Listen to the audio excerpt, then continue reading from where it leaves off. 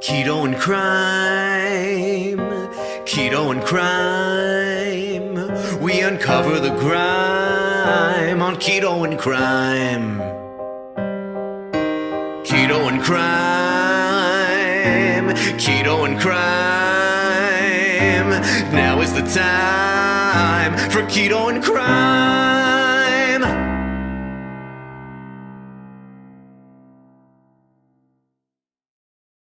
Hey everybody, 𝐲𝐞𝐭'𝐬 coming at you with another reaction. Today we've got the TEDx talk by, for lack of a better way of saying it, body positivity. I don't really like using that term as far as it goes for fat acceptance, because that's what we're talking about. But body positivity activist and fat acceptance activist, I'm just going to put it out there, advocate 𝐜𝐤𝐯 Drinkwater. She's a director of a couple of feature documentaries. Pretty successful lady, attractive lady. This has nothing to do with her size, because I'm certainly not a small person myself. I'm still over 200 pounds. I'm just trying to put out that I don't necessarily agree with her message. I'm going to kind of respond to her as she goes along with her points here, and hope we can get find that healthy middle ground out there, which is what we want. But let's get into this. One that people will do almost anything to avoid becoming. Billion-dollar industries thrive because of the fear of it. And those of us who undeniably are it are left to navigate a relentless storm surrounding it. I'm not sure if any of you have noticed, but I'm fat. Not the lowercase. Notice how there was absolutely no sound when she said that. She was wanting to get a laugh for that. I know, I'm a stand-up comedian. I know when you throw a punchline out there and you're waiting for the laugh and the laugh doesn't come, very uncomfortable silence. That's what you just experienced there. Everybody was afraid to laugh because she said the word fat, and that's kind of scary. I mean, she is fat. I'm fat. A lot of people are fat. Fat's not a bad word. It's just a descriptive. It's how you use it. But yeah, she was hoping for a laugh that didn't come. I feel for her. Poor thing. Muttered behind my back kind, or the seemingly harmless chubby or cuddly. I'm not even the more sophisticated, voluptuous or curvaceous kind. Let's not sugarcoat it. I am the capital F-A-T kind of fat. I am the elephant in the room.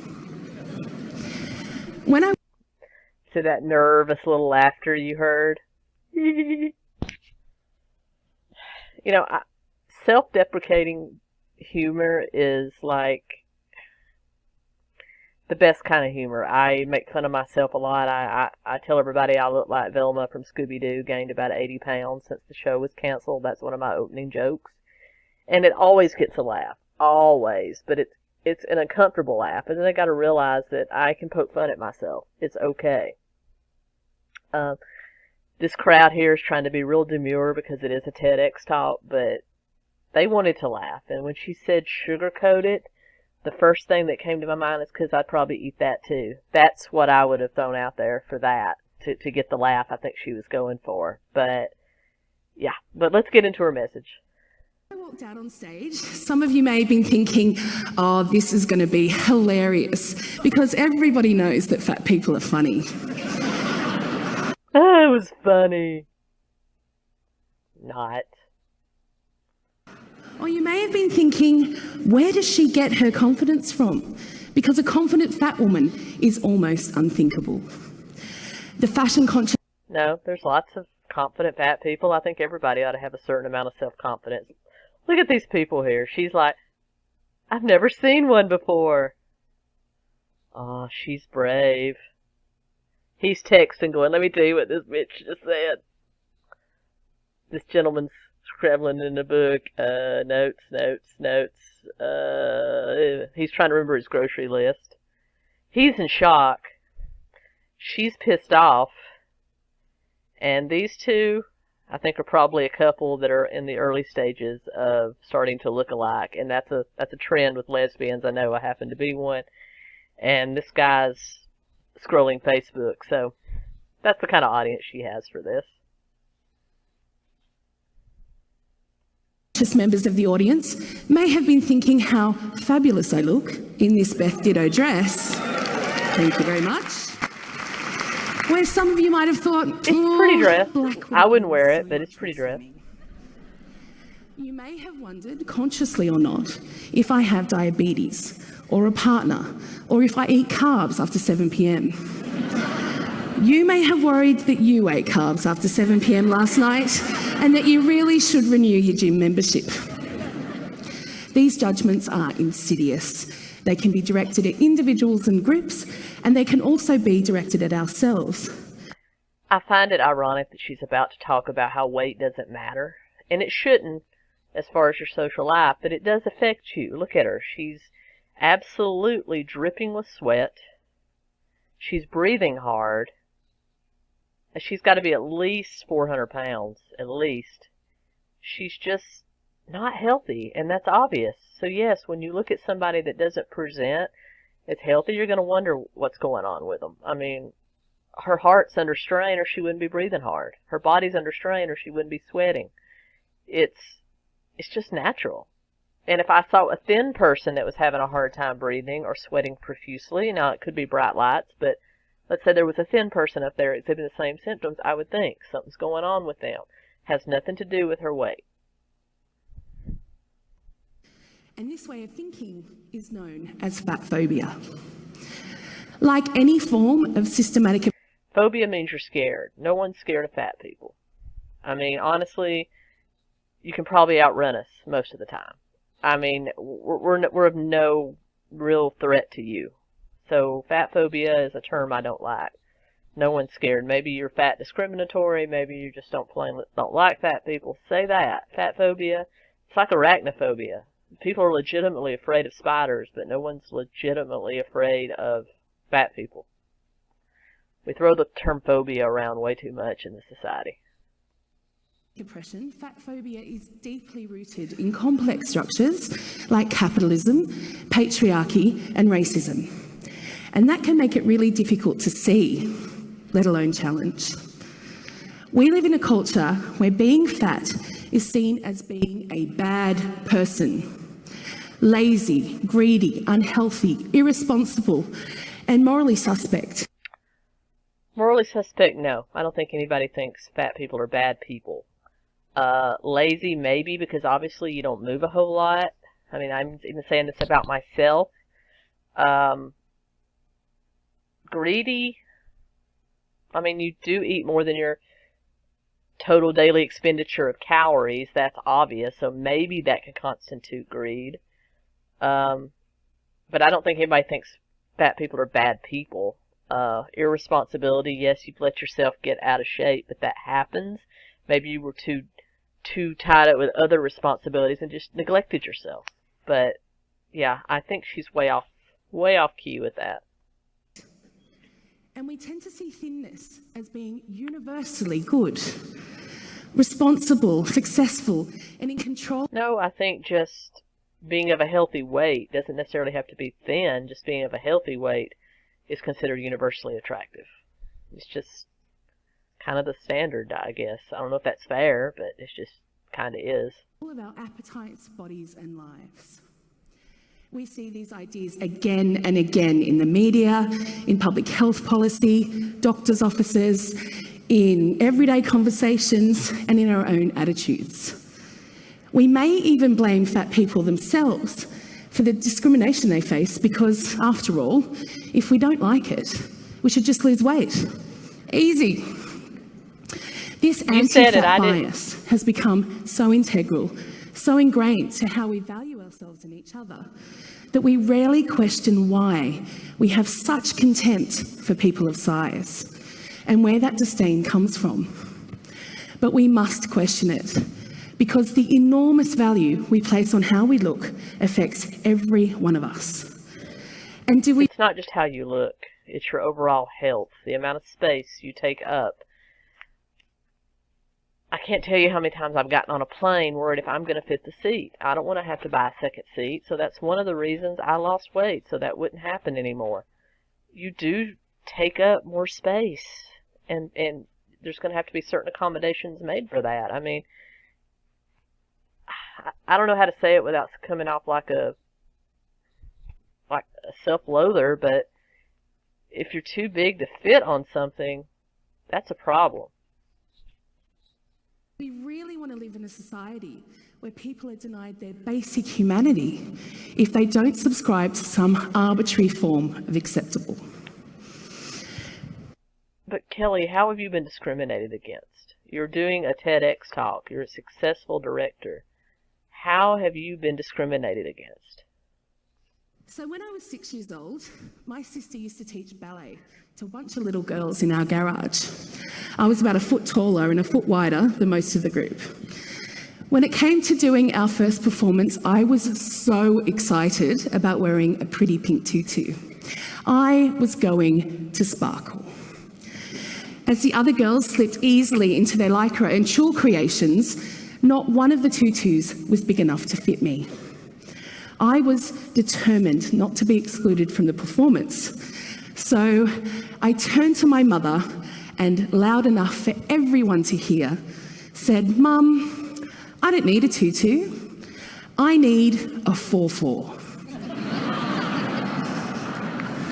That's cute. And she was a cute little girl. That's awesome that she didn't want to be left out. I think that's great. But I don't think that was necessarily she was being discriminated against. And she's not that big in that picture. I think she just couldn't fit the skirt. No one planned that. She just couldn't fit the skirt. Thanks, Mum. And although I didn't recognise it at the time, claiming space for myself in that glorious 4-4 was the first step towards becoming a radical fat activist. Now, I'm not saying that this whole body love thing has been an easy skip along a glittering path of self-acceptance since that day in class. Far from it. I soon learnt that living outside what the mainstream...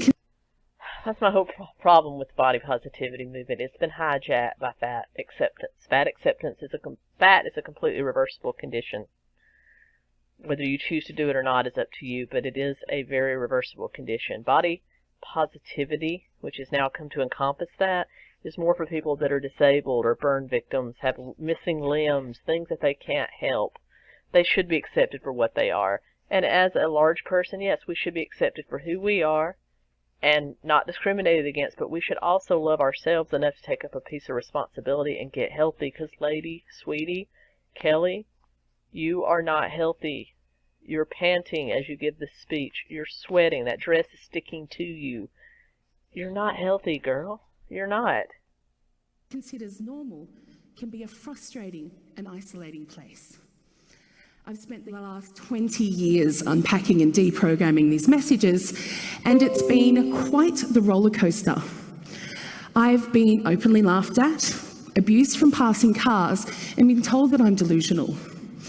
I also receive smiles from strangers who recognise what it takes to walk down the street with a spring in your step and your head held high. Thanks. And through it all, that fierce little 6-year-old has stayed with me, and she has helped me stand before you today as an unapologetic fat person. A person that simply... Way to go, girl. ...in this body of mine. Way to go. You should walk down very confident. It should not have anything to do with your self-confidence. I don't think anybody has a problem with that. It's just when you start asking the rest of the world to accommodate your size, like bigger chairs in restaurants, bigger seats in airplanes, that's just not feasible. That's, I think, where we draw the line. And I'm not alone. I am part of an international community of people who choose to, rather than passively accepting that our bodies are, and probably always will be big, we actively choose... That's not a condition where you are unable to make a difference. You can make your body smaller. Calories in, calories out. You are not powerless. That's like... What you're saying is kind of being contradictory to your own speech about self-confidence. You talk about being a woman in control, and I applaud that. But why are you letting your addiction, your fat, control you? Take control of it and reverse it, girl. You can do it. Put that same confidence into making yourself healthier, and it won't even be a problem. They are today. People who honour our strength and work with, not against, our perceived limitations. People who value health as something much more holistic than a number on an outdated BMI chart. Instead, we value mental health, self-worth, and how we feel in our bodies as vital aspects to our overall well-being. People who refuse to believe that living in these fat bodies... Are you absolutely comfortable standing up there? Sweating like you are? Do you really feel good right now? ...is a barrier to anything, really. There are doctors, academics and bloggers who have written countless volumes on the many facets of this complex subject. There are fashionistas who reclaim their bodies and their beauty by wearing fat bikinis and crop tops, exposing the flesh that we're all taught to hide. There are fat athletes who run marathons, teach yoga or do kickboxing, all done with the middle finger firmly held up to the status quo. And these people have taught me that radical body politics is the antidote. Radical body politics. Okay, I agree with everything you just said. If you're big and you can be an athlete, do it. But I know very few morbidly obese people that can run a marathon. I know very few that can kickbox and do it on a high level. I don't have a problem with a large person wearing any kind of bathing suit they want. I'm not going to do it because I'm not comfortable with my stuff hanging out. I don't like looking like a busted can of biscuits. And I don't think it's attractive. I'm sorry, I just don't. Maybe I am part of radical politics, but that's just the way I feel. So if you want to do it, do it. I don't have a problem with it, but you can't force everybody to think that's attractive, because I think from a biological level, we look for health as the first sign of attractivity, and being obese, just like being very thin, is not the sign of universal health. To our body shaming culture. But to be clear, I'm not saying that people shouldn't change their bodies if that's what they want to do. Reclaiming yourself can be one of the most gorgeous acts of self-love and can look like a million different things. From hairstyles to tattoos to body contouring to hormones to surgery and yes, even weight loss.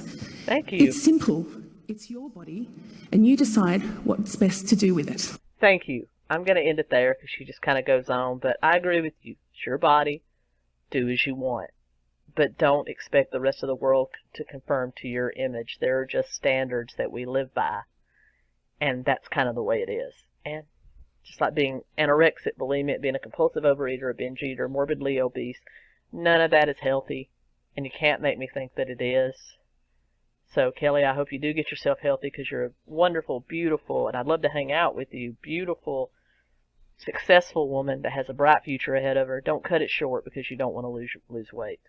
That's all I'm saying. Anyway, hope y'all enjoyed this. Just trying out some new formats. Going to do some live streaming too. Anyway, like, comment, share, subscribe. 𝐲𝐿𝐶𝐞𝐭'𝐬, y'all. 𝐘ETO Comic. Out.